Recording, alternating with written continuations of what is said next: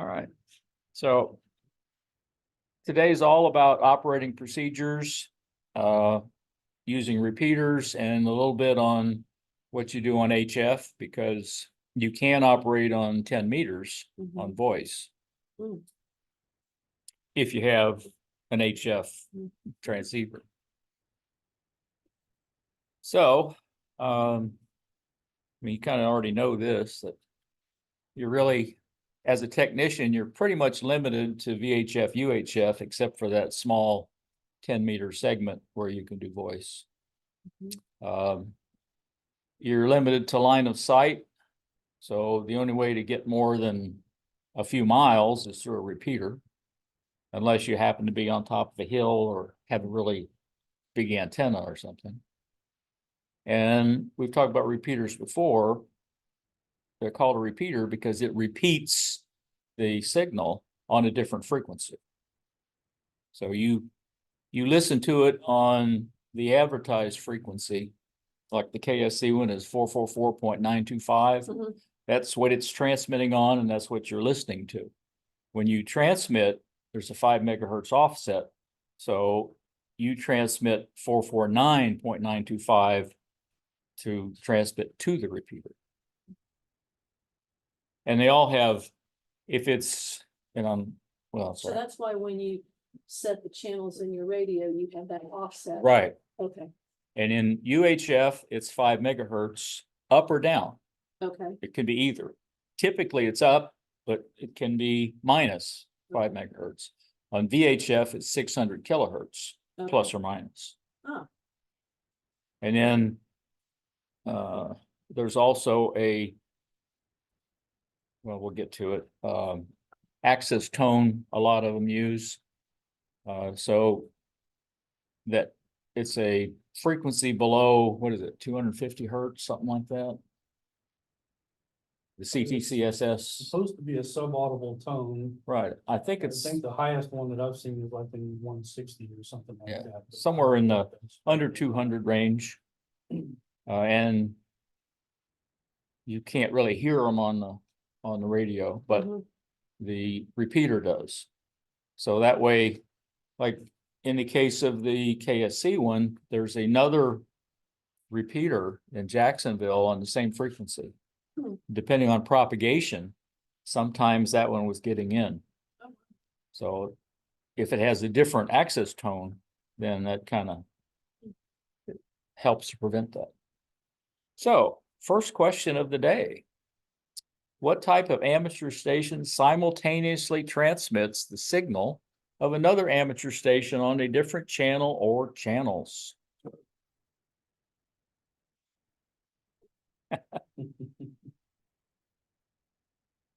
What types of amateur stations can automatically retrans the signals of other stations?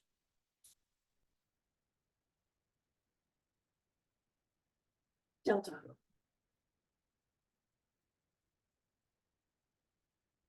All right. Okay. In some cases, they link repeaters together. The SARNet here in Florida is an example. Mhm. It's the, what, Southern Area Repeater Net, Statewide area repeater. statewide. And What's they're the all purpose of- basically for emergency services. And they're lined up, well, I believe there's 40, Around 40. Yeah. basically along the north and south expressways. Okay, I-75, I-95 and I-10 are pretty well covered. You get outside of that range, you might find some dead spots. okay. And That's what you heard the guy from Dothan on. was that Yeah. Sarnet. Was that SARNet that night? Yeah. I just had it turned on and happened to pick him up, and they were shocked that he was talking on the SARNet that was here from Dothan, Alabama. well, And whoever was on the net at that time, I think you said there's some guy that's always on there.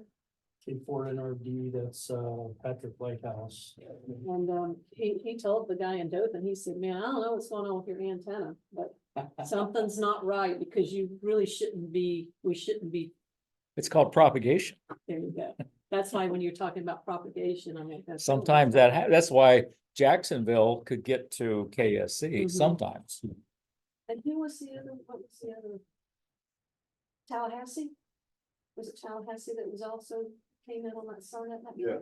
that Wow, guy- now that guy that's, was- He was saying if he could get to the repeater, and I think it was Sebring, that he could get all the way to the Keys, that was saying. But the reason he was on there was he was telling everybody about those storms that came through Tallahassee a couple of weekends ago.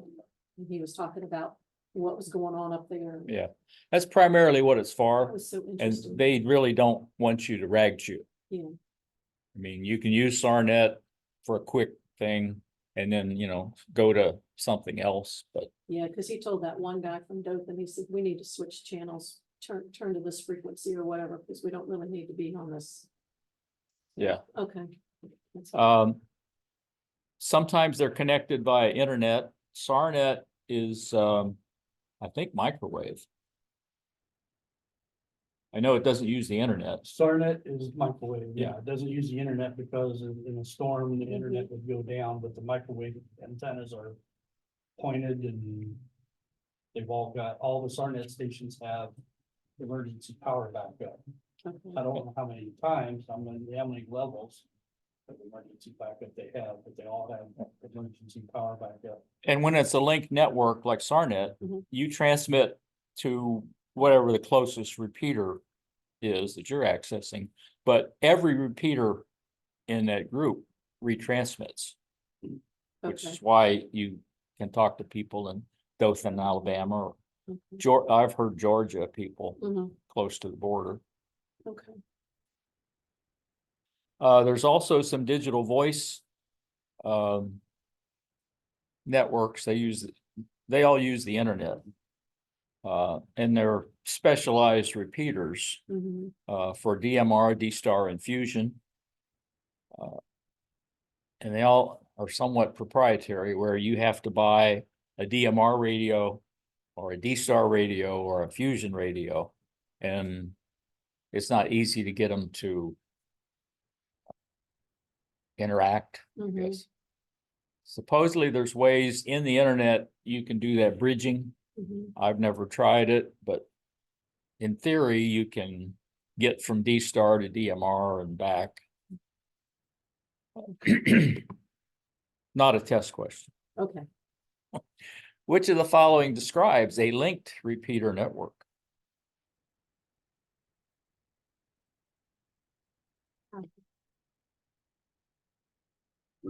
Alpha.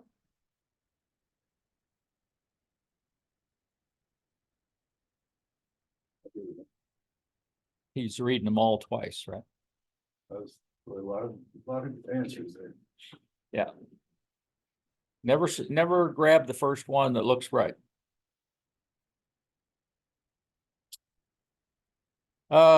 In order to use a repeater, you have to program your radio with the receive and transmit frequencies, or in a lot of cases, you put in the offset. It depends on the radio, on how you program it. Like we were just talking earlier on your Baofeng, The Bofang, You the put DM transmit and 1701, receive. Yeah, where on my ICOM, I put the offset.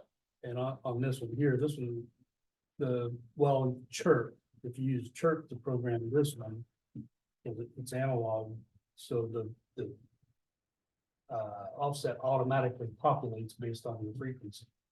Because the direction of the offset is dependent on where your frequency is, as far as a guideline. You're not.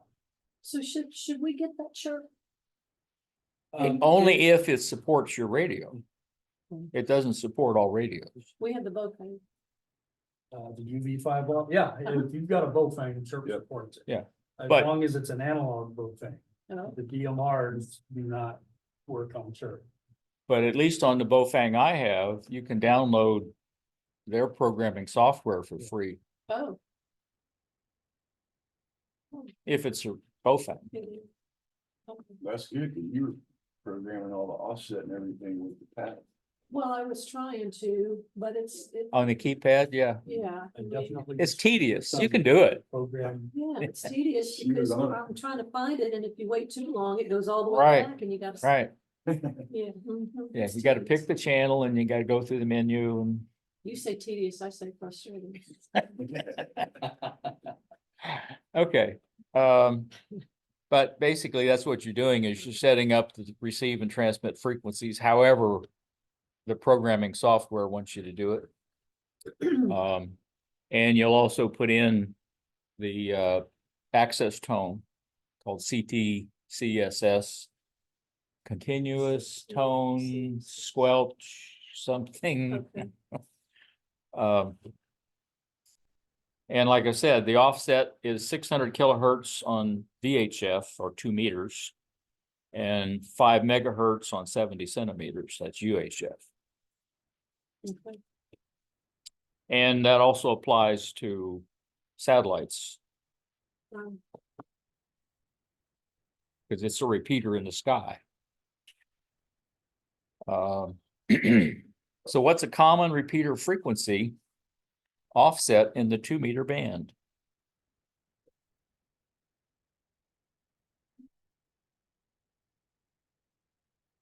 What'd you say? Bravo.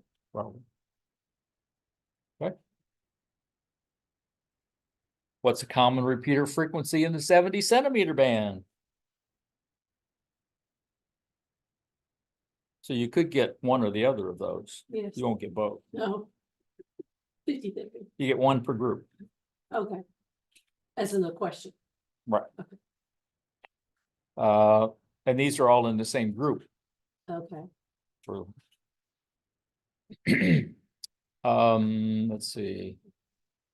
Oh, interference, like I said, you can get, due to propagation, Mhm. you could get a distant transmission on the same frequency. And that's why they use the continuous tone coded squelch system. Or CTSS, sometimes they call it PL tone. And they're subaudible, yeah, under 257 hertz. 131.8 seems to be a very popular one. Maybe because it's kind of in the middle, I don't know. Now, there's also a digital version of it called digital code squelch, which if you've got a DMR or D-Star, one of those with digital voice, it'll usually have a DCS. And in addition, if it's DMR, they also, instead of the access tone analog one, they throw in color code, which is a digital number between 0 and 31 or 32. So instead of an analog tone, it's a number that you need to access it. So what term describes the use of a subaudible tone transmitted along with normal voice audio to open the squelch of a receiver? Mhm. Okay. And you know what squelch is, right? Yes. Which of the following could be the reason you are unable to access a repeater you can hear?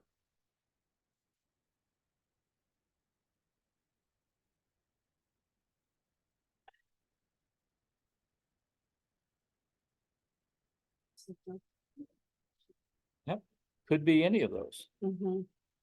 It's all. And you can have those CTCSS tones Mhm. on both transmit and receive. Mm.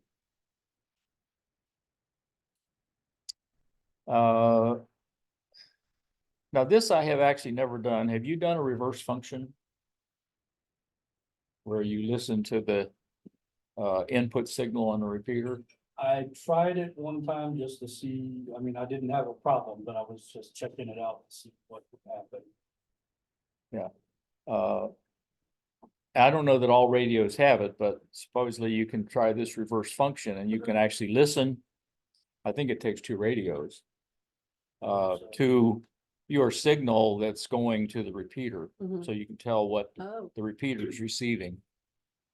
It's just a troubleshooting thing. okay. If you're getting distorted transmissions, it's usually because you're either talking too loud into the microphone or too close, like directly into it. You should always kind of talk across it. Mhm. Otherwise, you're kind of spitting in it and blowing in it. Okay. Makes a lot of extra noise. And with these, that's usually not a problem. Usually the problem with any of these less expensive radios is that you're not loud enough. Okay. So I got corrected on that, by the first 2 or 3 contacts that I made after I got my technician license. Mhm. They said you need to either speak louder or speak closer to the mic.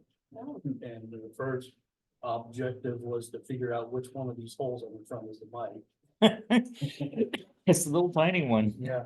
oh, it is. Yeah. And like on the one in my Jeep, it's another Chinese radio, but it. Oh, that little hole right the there? quality Yeah. control mics. I thought it was the that radio hole. is solid as No, that's can be. That's the speaker. speaker. Quality control on Wow. mics is such that the hole where the mic is and where the mic is held in place inside don't always match up. So it blocks a lot of your voice power off. And one of the first things a lot of people have to do when they get that radio is take the clamshell of the mic apart and drill that hole out one size larger so that it gets more off the mic. And depending on how you hold it, you could have your finger over it. Did you see the little hole? Tiny little hole up there. That's the mic right there. Yeah. Oh, yeah. So he's right, if you're holding on top of it, you Yeah, could you be covering. cover that. Right there on this one. Right below the transmit light Wow. Mhm. or the activity light, it turns green, receiving and red. when you transmit. Okay. How is a VHF, UHF repeater's reverse function used? Try.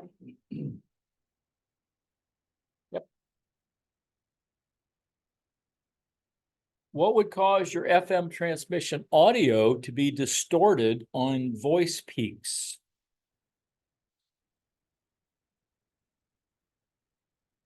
Well, if it's bothing, it's theta. For this, it's Charlie. Yeah. That's interesting about talking too loud. What happens is you're clipping the signal instead of having a sine wave modulation. Uh-huh. It just goes up to a certain point and then it cuts it off. So you're basically converting it to a square wave, which contains a bunch of odd I harmonics. was gonna say, so you're losing. Yeah, the effect is different, because like what he's talking about, clipping causes distortion. Mhm. But in the case with these, you're talking, they're just barely getting a signal at all, because you're not modulating anything. Or you're modulating very weakly, so you speak louder to increase That's the right. modulation. Because in your mind, you're like, well, I need to be talking louder. It's, okay. I've always been a loud talker anyway, so. Okay, so- Now that you got your radio set up, how do you make a contact? You give your call sign followed by monitoring or listening. I think most people say listening, but it could be either. Just don't use Bob's calls.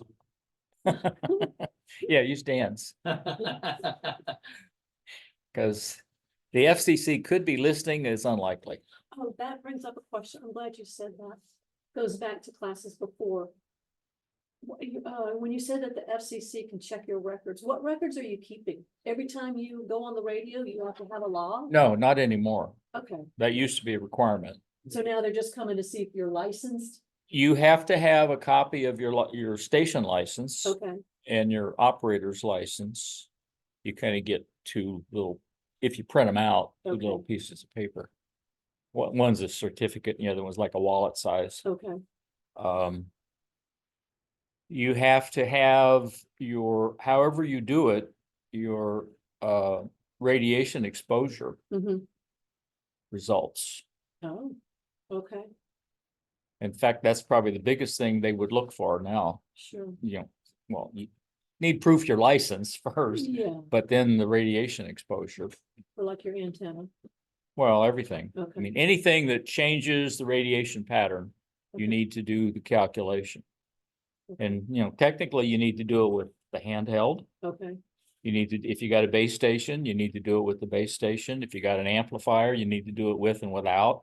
If you got more than one antenna, okay, if you have a rotatable antenna, you got to do the thing when it's pointed at your neighbor versus. yeah. So it could get a So lot. that's Now, there are not a lot. calculators where you just fill in information and it gives you the results. Yeah, he was talking about that a couple of weeks ago. Where Yeah. you can go somewhere and, Yeah, the ARL has one. You can download the bulletin from the FCC, which shows you how to calculate it. okay, And then the third method, which I don't think anybody does, is actually a calibrated field strength meter and you walk around and measure it. oh, well, But that's kind of okay, expensive and hard. okay. Now, a broadcast station might do that. Might be required, I'm not sure. Okay, I just, I meant to ask that last week. I'm like, well, what do you have to keep up with? Okay, So you give your call sign and basically you're telling them that you're listening for somebody to contact you. If you're trying to contact somebody directly, mhm, you know who they are, then you would give their call sign followed by here is or this is your call sign and wait for them to come back to you. okay, And then you'd start a two-way conversation. And when you, like, if you say you're monitoring and somebody calls you back, then you give their call sign and then your call sign, just like when you're trying to make a direct contact. another question on the call signs. So the technician gets the longer call sign, Well, and then there's one less over there. Do you Your get any- systematically necessarily. applied call sign will be 6 characters. Okay. It'll be 2 alpha, then a numeric, and Okay. numeric is based on your region when you apply, which Okay. for us is 4. And then you'll have 3 more letters afterward. just any Yeah. letters Yeah, well, it's sequential. Okay. Whatever's the next available call sign in the system. basically, the only thing you can't have is a 1x2 or a 2x1. Okay. That's only extra, Okay, but you can have 1x3. That's what mine is, okay, or a 2x2, 2x3, 1x3. okay. I just wondered if, when, like, I know you're a Extra. extra. So I didn't know if that meant that's why you've got the one that. No, Okay, I would have had to just make it RL or something and okay. not, Cause I know you said you can have your call sign forever. yes, as long as you stay current, So even if you stepped your license up, you would still have. right? Yeah. Okay. Yeah, you have, to get anything else, you have to apply for a vanity license. Right. Okay, I mean, you'll get a sequentially assigned call sign. Okay. And if you want something different, then you have to fill out a different form. Apparently you can't do it on the 605. Used to, you could do that when you applied for your license. You Mm. can't anymore. okay, It's a different form and you can list up to 20 call signs that you want to pick from, okay, and they will Total assign you the price. first one available on your list, okay. if any are available. And you really need to check it out first, Sure. So. but it costs $35. Plus $35. And my advice is that if you decide to get,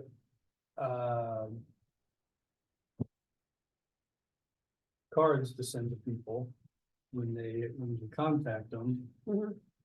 don't do it until you get your call sign, your regular call sign, because, I bought 250 cards and then 2 months later changed my call sign, so now I've got 240 cards. That's my call sign. Okay. Thank you. That's like business cards. Yes. And they actually do have, the printers are on top of it. They're ready to do whatever you want. Oh, They've got, and you might want to see this, It's a, I just noticed that, well, I had this, but I didn't tie it all together until I was going through some stuff trying to organize my room.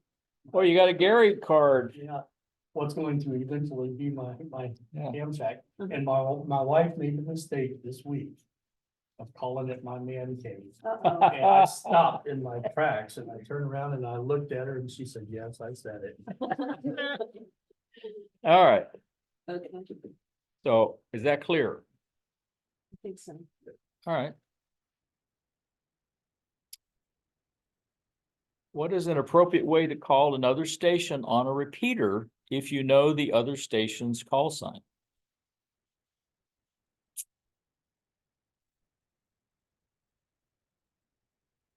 Yes, well,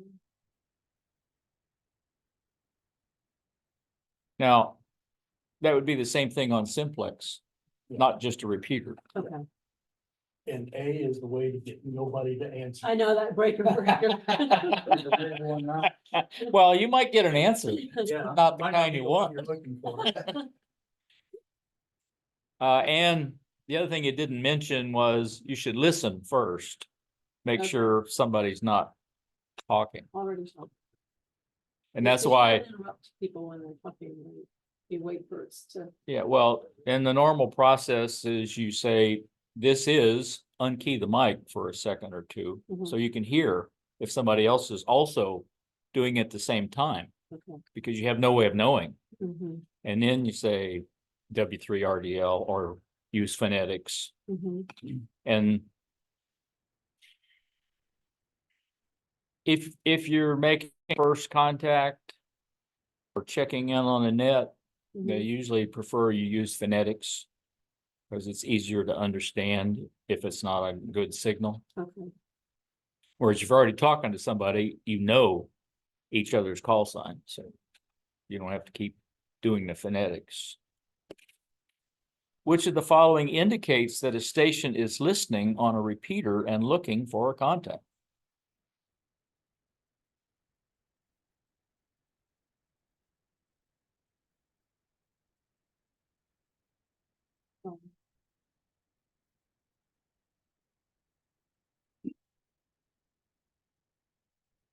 um, FM simplex. We talked about duplex where you're talking to a repeater and you're using a different transmit and receive frequency. When you're doing simplex, you're both talking and receiving on the same frequency. mm, So you definitely have to make sure that you unkey the mic or you won't hear yes, the other person. yes. And one of the purposes is so that you don't use up or busy up the repeater channels like SARNet. You know, they don't mind you making a contact on SARNet, but they want you to move, if possible, to a different channel or simplex. There's some national calling channels for both VHF and UHF. The standard one for 2 meters or VHF is 146.520. There's 3 or 4 secondary ones they're usually listed as a TAC if you look in like the repeater handbook and those. A tactical channel for A, B, C, D, and their different frequencies. We're using 147.420 this morning, which I think is TAC A. I'm not sure. Oh, for what you're doing. Okay. yeah. And Uh, you'll just set that before you have like one of these simplex. well, yeah, you units? decide You on decide which the one you're gonna frequency. use, yeah. Okay. And the club typically uses that one for So that 147, exercise. 420. Yeah. Where 146.520 is they call it the national calling channel. Okay, It's probably, well, I don't know if it's busier or not. I don't usually listen to them. And then you have one for 70 centimeters, which is 446.000. And then there's, I think, 3 or 4 others at different frequencies up in the UHF range. mhm.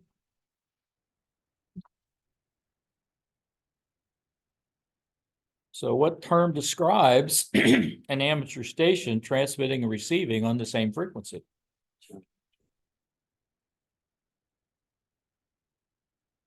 Why are simplex channels designated in the VHF UHF band plans?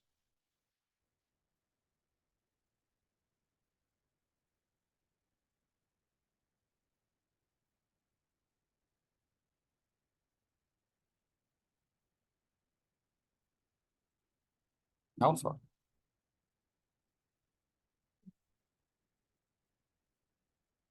So you don't get off my repeater. What is the national calling frequency for FM simplex operations in the 2-meter band? Nothing. That's cheap. I don't. Wondering Yeah, you can't write it down, on the test. or you can write it down Oh, on the answer sheet while you're there, but you can't take it in with you. okay. Okay, so we talked about repeaters, auxiliary and space stations work the same way. There's not really any difference. Except they're not located on the ground. Well, auxiliary station could be. And they retransmit on another channel. They can be linked. We talked about the offsets and subaudible tones, CT, CSS. On what that stands for. And what to do if you can't make a connection, what might be wrong. Using the reverse function to troubleshoot to see what the repeater is actually hearing. How you make a repeater contact and how you make contacts on simplex.